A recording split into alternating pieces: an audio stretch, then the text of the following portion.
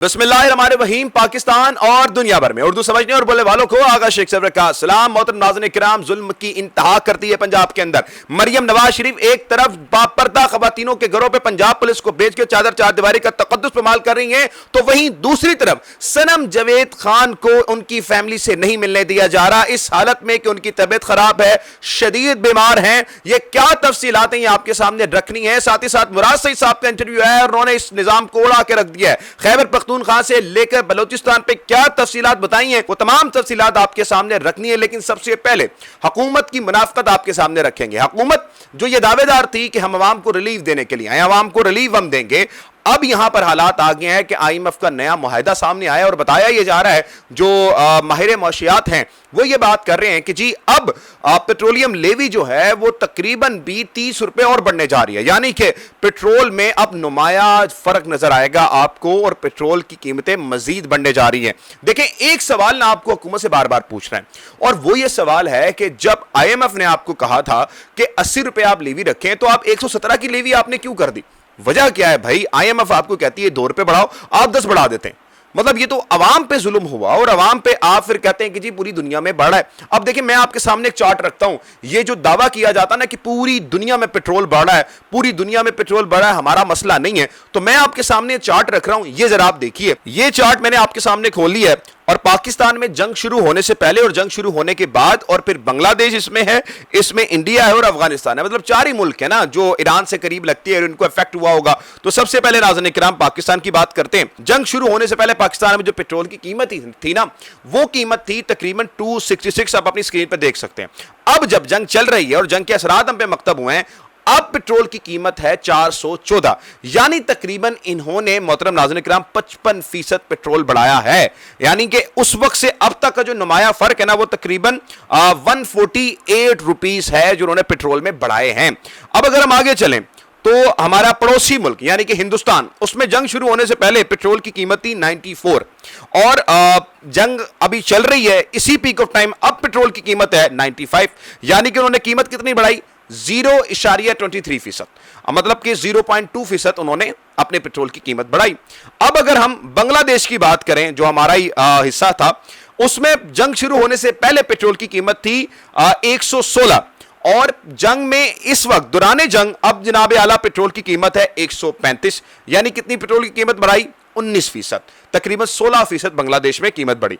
अफगानिस्तान में जो 56 अफगानी रुपीस का पेट्रोल मिलता था जंग शुरू होने से पहले, मोहतरम नाज़रीन किराम जंग शुरू होने के बाद जो है अफगानिस्तान में 67 लीटर पे 67 रुपीस का, वहां पे 67 जो अफगानी रुपीस है उसका पेट्रोल मिलता है और तकरीबन 11 रुपए इन्होंने अपनी पेट्रोल में बढ़ाए और यह नुमाया फर्क 19.6% था।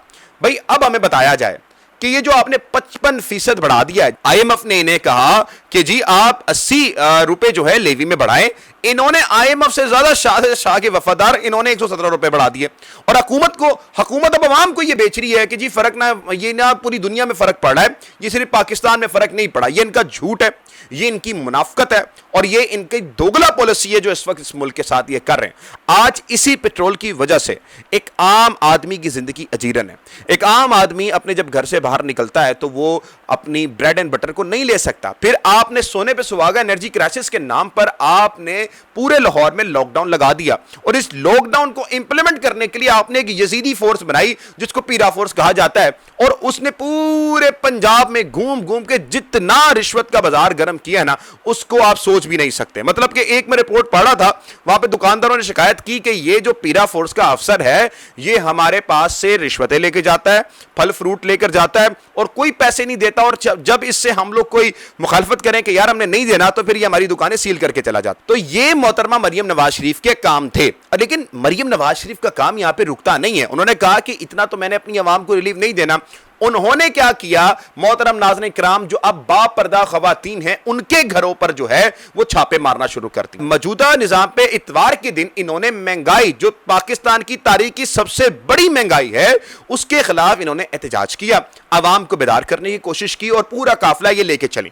लेकिन इसकी बर्दाश्त में एक बापर्दा खवातीन के घरों पर मेल पुलिस एहलकार ने चादर चार दीवारी का तकद्दुस इस्तेमाल करते हुए इनको अगवा किया اور تقریباً 6 گھنٹے کے بعد پتہ لگا کہ یہ فیصل ٹاؤن تھانے میں اور ان کے اوپر ایف آئی آر دی گئی کہ یہ مہنگائی کے خلاف انہوں نے احتجاج کیا۔ اب سوالیہ نشان یہ ہے کہ مریم صاحبہ کہتی ہیں کہ عورتیں میری ریڈ لائن ہے۔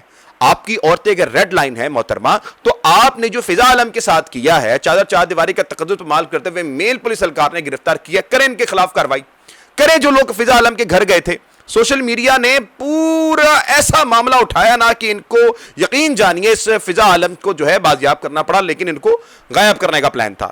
پھر اس کے بعد جو ہے ان کو عدالت سے آج ابھی اطلاعات ہیں کہ عدالت میں جو پاکستان تحریک انصاف کے جو وکلا تھے یوسف وائیں صاحب، انہوں نے جو ہے بہترین کارروائی کرتے ہوئے ان کو رہا کروا لیا اور ضمانت پہ یہ اب رہا۔ اب سوالیہ نشان یہ ہے کہ جو محترمہ یہ بات کرتی ہیں کہ عورتیں میری ریڈ لائن ہے، ان کے ہی حکومت میں ان کی مخالفین کی جو جماعت ہے اس کے گھر میں پنجاب پولیس چھاپا مارتی ہے، چادر چار دیواری کا تقدس پامال کرتی ہے اور ایک باپردہ خاتون کو گرفتار کر کے لے جاتی۔ 6 گھنٹے اس کا پتہ نہیں رہتا وہ کہاں ہے، کس حال میں۔ 6 گھنٹے بعد جب پتہ لگتا ہے تو ایک جھوٹی ایف آئی آر میں اس کو ڈال دیا جاتا ہے۔ مطلب کہ آپ مہنگائی کے خلاف بھی بول نہیں سکتے، آپ مہنگائی کے خلاف اپنا پرامن احتجاج بھی نہیں کر سکتے۔ اب مجھے بتائیں جو 9 مئی کا ڈرامہ آپ رچتے ہیں کہ 9 مئی پہ یہ ہو گیا، ملک دشمنی ہو گئی، یہاں تو مہنگائی کے خلاف عوام نکلی تھی، عوام نکل کے اپنا پرامن احتجاج کر رہی تھی، مطلب ایک ریلی ہوئی ہے، اس کا کیا امپیکٹ ہوا؟ عوام کو بیدار کرنے کی کوشش تھی کہ یار آپ نکلیں، اپنے حق کے لیے ہم نے نکلنا ہے، اور یہ تو ہمارے آئین پاکستان ہمیں اجازت دیتا ہے۔ لیکن جناب اعلیٰ یہ مریم نواز کو راز نہیں ہے، اور مریم نواز شریف نے کیا کیا کہ جناب فضا عالم کو جو ہے نا گرفتار کروایا، اور گرفتار کرنے کے بعد ان پہ جھوٹا مقدمہ ابھی تک قائم ہے، ابھی وہ ضمانت پہ رہا ہو چکی ہیں۔ یہی یہاں پر ظلم نہیں رکتا مریم صاحبہ کا۔ کوٹ لکھپت جیل میں صنم جاوید صاحبہ، جن کی ہم نے آپ کو خبر دی تھی کہ ان کو جو ہے ایک ایسی جیل میں رکھا گیا ہے جہاں پر نشہ آور خواتین ہیں، اور ان کا ہم نے آپ کو بتایا تھا کہ انتہائی غلط کام میں وہ ملوث ہیں، اور صنم جاوید صاحبہ نے اپیل کی تھی کہ مجھے اس جیل سے نکال کے کہیں اور لے کے جایا جائے۔ جیل مینول میں لکھا ہوا ہے کہ سیاسی قیدیوں کو الگ رکھا جاتا ہے، لیکن ان کو نشہ آور خاتون میں رکھا گیا، جس کے باعث ان کی بھی آنکھ میں کلاٹ بنا اور ان کی بھی آنکھ میں تکلیف ہوئی، اور اب بتایا گیا کہ راتوں رات ان کو جناح ہاسپٹل لاہور لے کر آیا گیا، جہاں پر ایک بوڑھی خاتون، میں آپ کو یہ تصویر دکھانا چاہوں گا کہ دل پھٹ جاتا ہے اس تصویر کو دیکھ کے، ذرا دیکھیے گا۔ یہ صنم جاوید صاحبہ کی اور فلک جاوید صاحبہ کی والدہ محترمہ ہے۔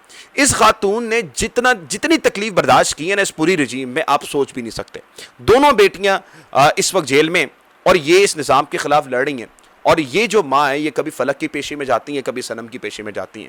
ہم دیکھتے تھے فلک کی پیشی میں کبھی بیچاری آ رہی ہیں بریڈ ڈبل روٹیاں لے کر، کبھی آ رہی ہیں صنم جاوید صاحبہ کے پاس، تو بڑا ہی مشکل ہوتا ہے، ماں باپ کے لیے بڑا مشکل ہوتا ہے، اور ماں باپ جو ہیں ان کو جب پتہ لگتا ہے، اس ماں کو جب پتہ لگتا ہے کہ صنم جاوید صاحبہ کو لے کے گیا ہیں جناح ہاسپٹل، تو یہ بیچاری ماں جو ہوتی ہے وہ صنم سے ملنے کے لیے جناح ہاسپٹل جاتی ہیں، التجا کرتی ہیں کہ مجھے ملنے دیا جائے، اور رولز میں بھی یہی ہوتا ہے کہ فیملی کو ملاقات کی اجازت ہوتی ہے، لیکن محترم ناظرین کرام ان کو ملنے نہیں دیا جاتا۔ اندازہ کریں آپ یہ کس طرح کی حالت ہے اس وقت کہ جو صنم جاوید صاحبہ کی والدہ تھی ان کو نہیں ملنے دیا جاتا۔ صنم صاحبہ کے جو شوہر تھے عتیق صاحب، جناح ہاسپٹل وہ جاتے ہیں، وہ جا کے التجا کرتے ہیں کہ مجھے ملنے دو، میری یہ بیگم ہے، تو وہ کہتے ہیں کہ جی آپ کو بھی ملنے کی اجازت نہیں ہے۔ دور سے دونوں ماں کو اور ان کے میاں کو دکھایا جاتا ہے کہ صنم جاوید صاحبہ یہ رہیں، لیکن نہ رپورٹ دی جاتی ہے، نہ بتایا جاتا ہے ان کو کیا مسئلہ ہے، آیا صرف یہ بتا دیا جاتا ہے کہ ان کے معدے میں سوزش کا مسئلہ ہے۔ اب مجھے یہ بتائیں کہ یہ جو مریم صاحبہ اب یہاں پر بات کرتی، میں دوبارہ ریپیٹ کروں گا کہ عورتیں میری ریڈ لائن ہے، یہ آپ کی عورتیں ریڈ لائن ہے، یہ آپ کا سلوک ہے اپنے سیاسی مخالفین سے، یہ آپ کا سلوک ہے خواتین کے ساتھ، یہ آپ کا سلوک ہے اپنے سیاسی مخالفین کے ساتھ۔ یہ اندازہ کریں آپ ان کا، ان کے بکس کا اور ان کی ذہنیت کا لیول آپ چیک کریں کہ خاتون جس کو مسئلہ ہے، جو بیمار ہے، اس کو اپنی فیملی سے ملنے کی اجازت نہیں ہے۔ ہاسپٹل جو انتظامیہ ہے وہ جیل انتظامیہ کو بولتا ہے کہ جی 2 دن مزید ان کو رکھنا ہے، ان کو نہیں لے کے جا سکتے آپ، لیکن جیل انتظامیہ جو ہوتی ہے وہ بازید ہوتی ہے کہ جی نہیں، ان کو جو ہے نا ہم لوگ جیل لے کے جائیں گے۔ اور اس وقت تک اطلاعات میرے پاس نہیں آئی، لیکن ہمیں پتہ لگ رہا ہے کہ جیل انتظامیہ جو ہے وہ شاید ان کو لے جائے گی یا لے جا چکی ہے۔ تو یہ اس وقت حالات ہیں مریم صاحبہ کی ذہنیت کے، مریم صاحبہ کی اخلاقیات کے، کہ وہ اس وقت اپنے سیاسی مخالفین کے ساتھ یہ کارنامے انجام دے رہی ہے۔ یقین جانیے پاکستان تحریک انصاف کو جو دشمن ملے، یقین جانیے ان کے اندر ضرف بالکل بھی نہیں ہے۔ اللہ دشمن دے نہ کسی کو تو ضرف والا دے، بہادر دے، ہمت والا دے۔ بزدل دشمن دے دیے عمران خان کو ایسے دشمن دے دیے ہیں جو ڈرتے ہیں، ڈرپوک ہیں، جن کے اندر ضرف نہیں ہے، بے ضمیر دشمن دے دیے، لیکن اس سب کا مقابلہ اس وقت کر رہے ہیں. فضا عالم اس وقت جن کو گرفتار کیا گیا تھا باہر نکلی اور باہر نکل کے جو پہلا نعرہ انہوں نے لگایا وہ تھا پاکستان زندہ باد کا. اب محترم ناظرین کرام اپنی مین خبر کی طرف بڑھیں تو شہزاد اکبر صاحب کو مراد صاحب نے انٹرویو دیا اور اس انٹرویو میں بہت سی تفصیلات سامنے آئی ہیں. اب اس کی کیا تفصیلات ہیں یہ مکمل ویڈیو تو بہت لمبی ہے لیکن اس کو اہم جو پہلو ہیں میں آپ کے سامنے رکھ دیتا ہوں اور اس پہلو کو میں سمجھتا ہوں یہ سب سے اہم ترین پہلو ہے. مراد صاحب کہتے ہیں کہ تحریک تحفظ آئین کی مرکزی قیادت پاکستان تحریک انصاف کی تمام تنظیمیں اور خان صاحب کی بہنیں یکجاں بیٹھیں اور جامعہ حکمت عملی کے ساتھ مرتب ایک تحریک کا اعلان کریں. اس میں وہ فرماتے ہیں حکمت عملی ایسی ہو جو پورے پاکستان کو بند کرنے اور لانگ مارچ کی سمت متعین کرنے کا سبب بنے. سہیل افریدی صاحب کو جو صرف قلم چھوڑ احتجاج کر رہے ہیں اس سے کوئی خاطر خواہ زمر برآمد نہیں ہو رہا. عمران خان کی رہائی کی بات جب بھی اٹھتی ہے تو ایک دوسرے پر ذمہ داری ڈال دی جاتی ہے اور اگر کوئی کارکن میدان میں نکلے جیسے کہ ابھی ریسنٹلی آپ نے دیکھا کہ جو احمد خان علیہ صاحب تھے وہ نکلنا چاہ رہے تھے ٹانگ سے لیکن ان کو روک دیا گیا تو یہاں پر مراد صاحب میرے خیال سے اس کی بات کر رہے ہیں. اچھا اس میں بتاتے ہیں کہ اگر کوئی کارکن نکلنا چاہے میدان میں نکلنے کی جسارت کرے اس پر تنقید کر کے اسے روک دیا جاتا ہے. پھر وہ فرماتے ہیں کہ سندھ کے اندر لوگ نہروں کے مسئلے پر سراپا احتجاج بن سکتے ہیں تو اپنے قائد کے لیے کیوں نہیں نکل سکتے. عامر مغل اسلام آباد کے اندر لوگوں کو جوش و جذبے سے آمادہ کریں. داؤد کاکڑ بصیرت افروز حکمت عملی کے ساتھ میدان میں آئیں. خالد خورشید ایک نہایت باصلاحیت انسان ہیں ان کی صلاحیت سے فائدہ اٹھائیں اور ان کو استعمال کریں. اب اس تمام معاملے پہ ہمیں نکلنا ہوگا. ذاتی مصروفیات ترک کر کے سب سے پہلے تمام قیادت کو یکجا ہو کر واضح اور دو ٹوک لائے عمل دینا ہوگا.